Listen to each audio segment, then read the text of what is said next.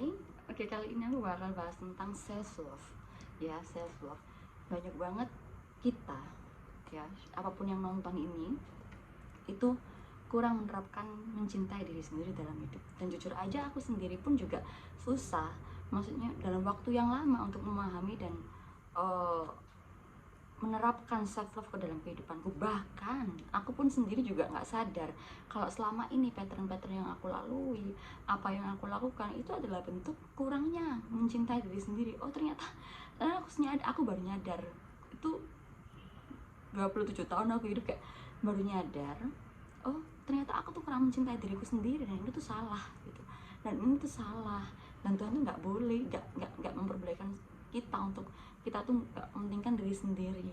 Bahkan kita menaruh diri kita itu sebagai alat yang tidak memiliki perasaan. Bahkan kita tuh sering mengabaikan perasaan kita untuk untuk membantu orang lain, untuk berempati kepada orang lain ya.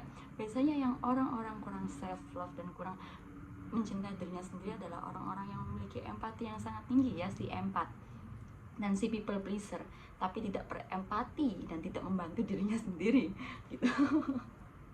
Jadi begini, self love ya sebenarnya gini, bagaimana kita memperlakukan diri kita itu adalah sinyal diri kita, refleksi diri kita, bagaimana orang itu memperlakukan kita ya. Bagaimana orang-orang itu memperlakukan kita dengan baik. Kalau kita tuh menyodorkan sampah ke mereka, ya itu adalah kata-kata tamparan ya. Kalau kita pun memperlakukan diri kita tidak dengan baik, contohnya seperti kita menyampingkan diri kita demi kepentingan orang lain, kita memberi sinyal ke orang lain, kita memberi sinyal ke siapapun di dalam lingkungan kita ya, diri kita itu ya memang ya sudah dikesampingkan tuh juga bisa gitu loh, tidak dipedulikan tuh juga bisa gitu loh ya. Kita menaruh diri kita tidak penting ya, orang lain akan menaruh kita juga enggak penting ya, itu adalah sinyal ya. Dan bagaimana kita memperlakukan diri kita ya, itu adalah refleksi kita menaruh sinyal kepada seseorang bagaimana kita layak untuk diperlakukan ya. Jadi self love, kadang kita menyadari juga ya, kita menyadari juga, oh kita salah seperti ini, kita nggak baik seperti ini kepada diri kita. Kalau kita sudah menyadari self love, arti kata self love, penerapan self love itu bagaimana, kita akan nyadar kayak, oh iya aku salah, patternku salah, makanya aku diperlakukan seperti ini. Dan mungkin dari kalian yang dengar ini atau apa, mungkin sering mempertanyakan kepada diri sendiri atau mempertanyakan ke Tuhan, tapi benar mempertanyakan kepada diri sendiri, oh Tuhan kenapa aku kok diperlakukan dengan seperti ini? Tuhan, kenapa kok orang-orang memperlakukan aku seakan-akan aku nggak penting, sedangkan aku mementingkan mereka? Tapi kenapa aku tidak pernah dianggap? Kenapa aku tidak pernah dilihat? Kenapa aku nggak ditaruh kepentinganku pada orang di kehidupan orang lain? Kenapa aku diajukan? Kenapa aku diabaikan? Gitu ya. Mungkin banyak banget pertanyaan-pertanyaan seperti itu ya. Tuh. Mereka kembali lagi ke kata-kata yang tadi ya, sudah kita mengirimkan sinyal, kita memberikan sinyal kepada mereka, kepada siapapun seorang dalam hidup kita ya, kita memang tidak layak dipentingkan. Orang kita sendiri aja ya, kita sendiri pun itu tidak mementingkan diri kita, tidak menaruh diri kita penting, selalu menyampingkan diri kita sendiri di kehidupan kita gitu loh ya. Jadi biasanya yang kurang self love ini adalah si people pleaser. Si people pleaser ya, orang yang selalu bisa diandalkan orang lain di dalam kesusahan apapun nih. Orang-orang siapapun ya, kalau memiliki kesusahan atau apa, datangnya pasti ke si people pleaser karena tahu pasti dibantu. Tapi sayangnya adalah si people pleaser ini ya terlalu tenggelam ke dalam perasaannya, terlalu mengikuti perasaannya, seperti oh ya nggak tega aku harus bantu. Kadang dia itu menaruh ya, si people pleaser ini selalu menaruh dirinya ke dalam kerumitan atau kesusahan sendiri ketika dia membantu orang lain gitu. Contohnya ketika ada orang meminjam uang itu, datang kepadanya, aku pinjam duit lu dong gini, padahal dirinya sendiri pun nggak punya, enggak memiliki, enggak punya gitu loh sejumlah uang yang seseorang ini pinjam gitu ya. Terus akhirnya sampai apa dia ngomong ada gitu, ada, tapi dia mencari pinjaman di lain, dia coba mencari uang materi di orang lain, pinjaman di lain agar bisa membantu orang yang datang kepadanya gitu. Jadi padahal belum tentu orang yang dia pinjamin ini itu mengembalikan apa yang sudah dia pinjamkan. Kalau enggak, dia kan rumit atau menenggelamkan dirinya sendiri kepada kepada pinjaman ini gitu kan, kepada apa yang dia pinjam ke orang lain ini gitu ya. Akhirnya dia rumit sendiri. Bahkan si people pleaser kadang, mungkin sering dan pasti juga ya, itu susah untuk menagih apa yang sudah dia pinjamkan ya, apa yang sudah dia pinjamkan, menagih. Atau bahkan kita kayak dia mikir, oh ya ada nggak ya, dia ada nggak ya, dia bisa nggak ya, dia terbawa perasaan. Padahal itu adalah sesuatu tanggung jawab seseorang ini untuk mengembalikan kepada dia, atau sesuatu haknya untuk menagih, untuk meminta apa yang sudah dia pinjamkan kepada seseorang gitu ya.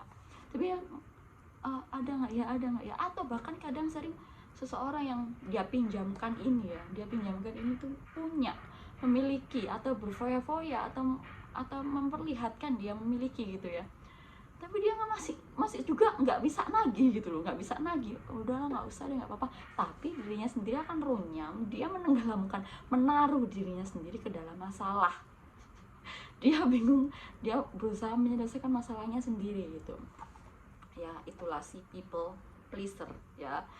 Dan susah untuk berkata tidak, susah sekali untuk berkata tidak, padahal dirinya sendiri tuh nggak mampu, dirinya sendiri tuh nggak bisa gitu loh. Akhirnya dia sendiri tuh menaruh dirinya sendiri tuh sebagai mesin kebahagiaan orang lain, dan terbiasa untuk tidak memperdulikan perasaannya sendiri untuk kepentingan orang lain. Jadi kalau seumpamanya orang lain itu enggak mementingkan dia dan menganggapnya hanya mesin sebagai kepuasan orang lain, mesin untuk mengabulkan segala permintaan orang lain, ya sudah, itulah yang kita kirimkan ke orang lain, itulah sinyal yang kita kirimkan gitu loh ya. So dan kurangnya mencintai diri sendiri itu biasanya akan menarik orang-orang yang toksik ya, menarik orang-orang yang toksik, narsisism, orang-orang yang toksik seperti ya sudah, hanya mengambil segala macam manfaat kepada dirinya, menarik narsistik ya, intinya menarik orang-orang yang toksik, orang-orang yang merasa superior, karena si empat ini itu bisa memberi makan ego mereka. Karena itulah seringnya diri si empat ini, seseorang yang kurang self love ini ya, kurangnya dia itu menaruh dirinya ke hal yang penting. Jadi dia akan menaruh segala seseorang itu menjadi superior. Dirinya sendiri tuh dianggap nggak penting gitu. Kita menganggap diri kita nggak penting gitu. Intinya gitu ya. Dan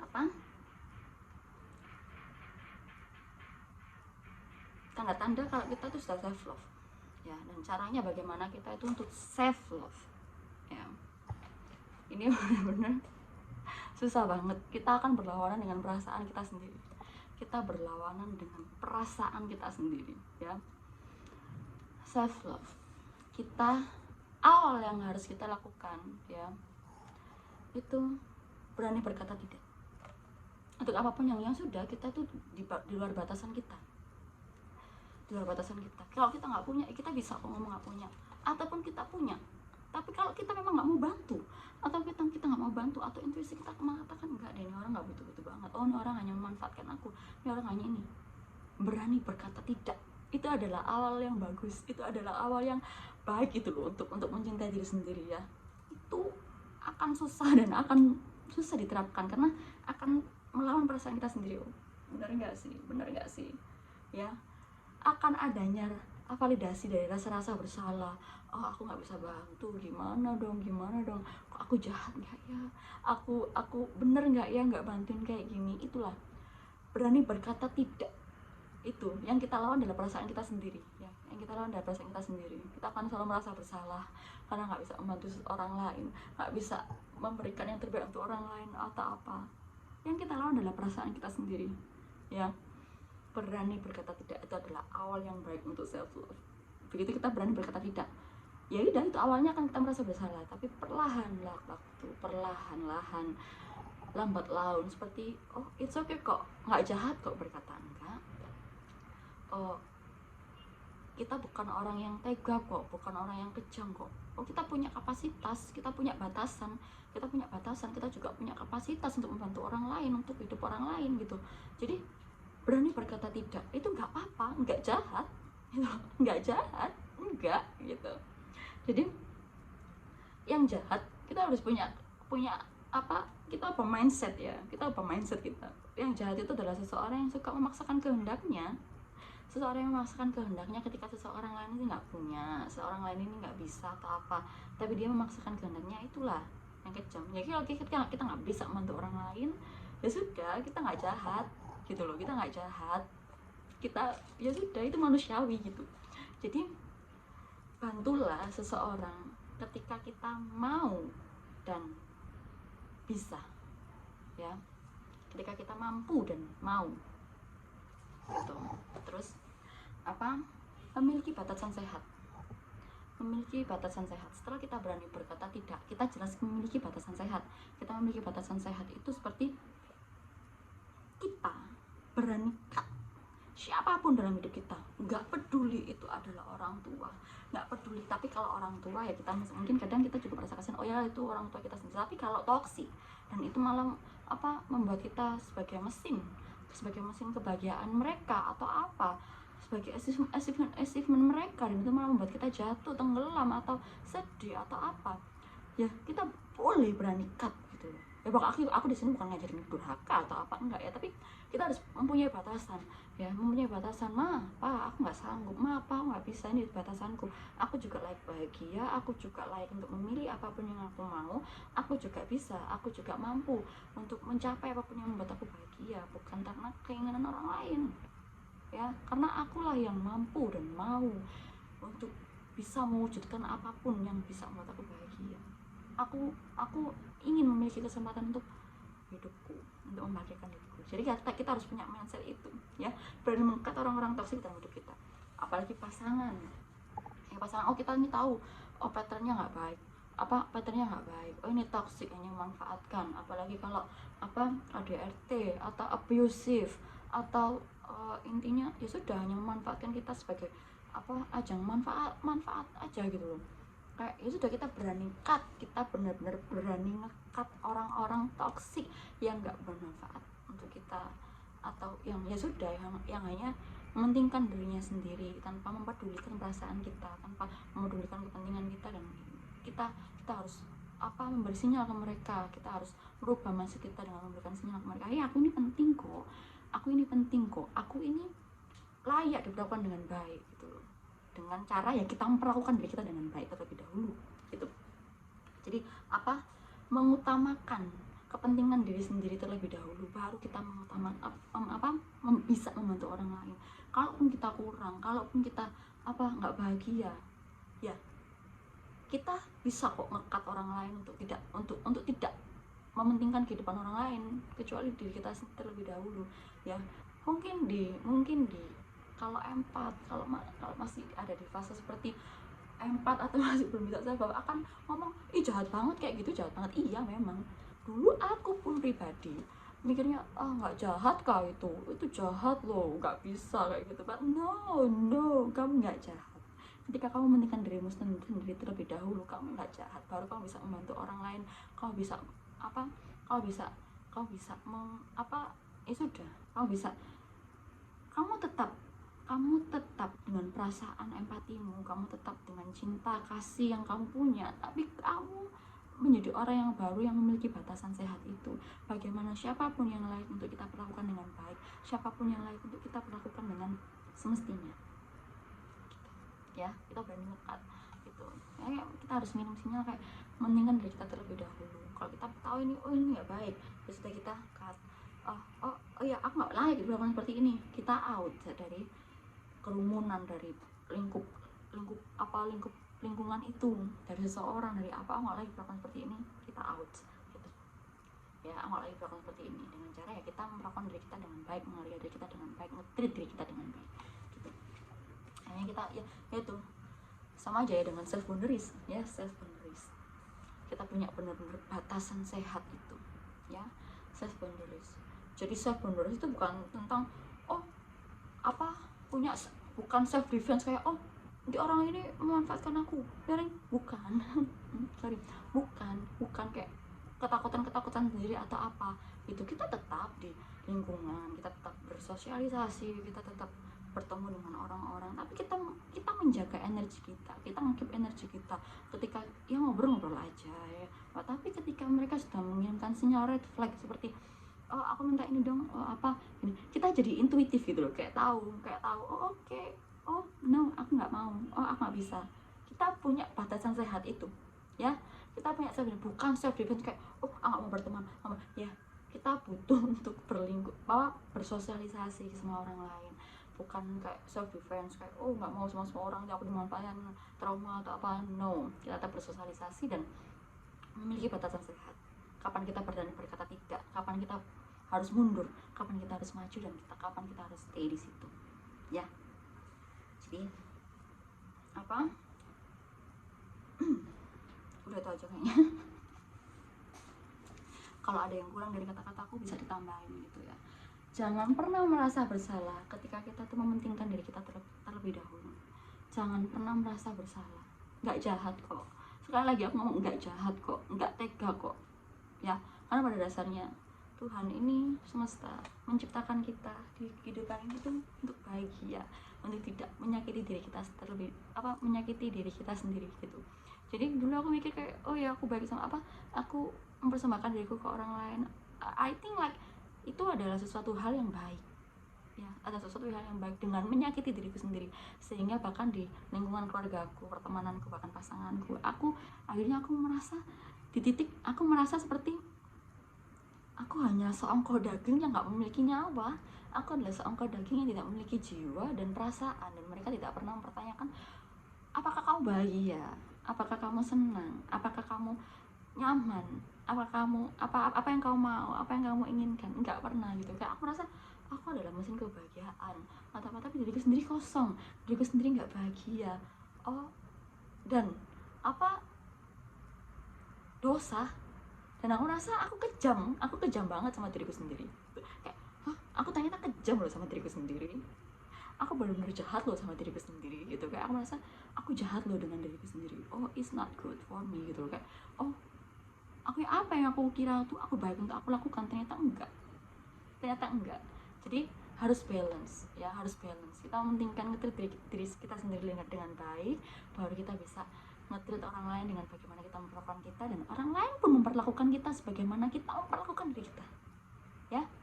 Itu adalah sinyal, itu adalah timbal balik, itu adalah energi yang kita kirimkan ke orang lain, bagaimana memperlakukan diri kita gitu ya. Jadi bagaimana self love atau apa, kan bisa nonton di TikTokku ya, namanya nickname-nya sama Agnes Widis ya gitu. Jadi di sini aku menjelaskan dengan lengkap. Kalau di TikTok kan kayak hanya beberapa menit gitu ya.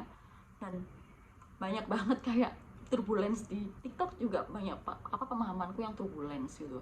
Turbulence kayak kadang iya kadang enggak gitu, kayak kadang aku bisa berpikir sehat, kadang enggak gitu. Karena ya itu, kita akan melawan perasaan diri kita sendiri gitu, melawan perasaan kita sendiri, seperti ini nggak baik, ini aku jahat kayak gini atau apa ya. Dan itu pun sendiri aku pribadi, sama-sama kita masing-masing sama-sama belajar. Aku pun juga masih pelajari itu untuk benar-benar nekat siapapun dalam hidupku yang toksik, yang memiliki pattern toksik, yang menjauhkan aku kepada diriku sendiri itu, menjauhkan aku dari kebahagiaan diriku sendiri ya. Mungkin ya lawannya adalah banyak banget pasti kata-kata dari mereka kayak kamu egois, kamu sudah mulai egois, kamu jahat, kamu ini trauma, kamu ini apa. Penghakiman seperti itu pasti ada, but yang harus kalian terapkan, yang harus kalian pikirkan adalah I don't care what you tell about me. Ya, I don't care what you tell about me. Aku damai, ada kupu-kupu. Aku damai, aku tenang, hatiku bahagia, hidupku tenang, damai.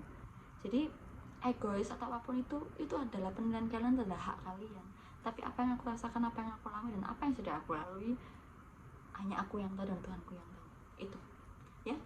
Jadi jangan merasa jahat, ya. Jahat itu ketika kita memaksakan seseorang menuruti apa yang kita mau. Itu jahat. Tapi kalau kita nggak bisa membantu orang lain, atau kita memiliki keterbatasan atau apa, itu nggak jahat, ya. Kita manusia, kita sama-sama memiliki batasan. Oke, kita aja dulu. So, pamit dengan hati dan pikiran terbuka. Stay positive and love it, love. Bye bye.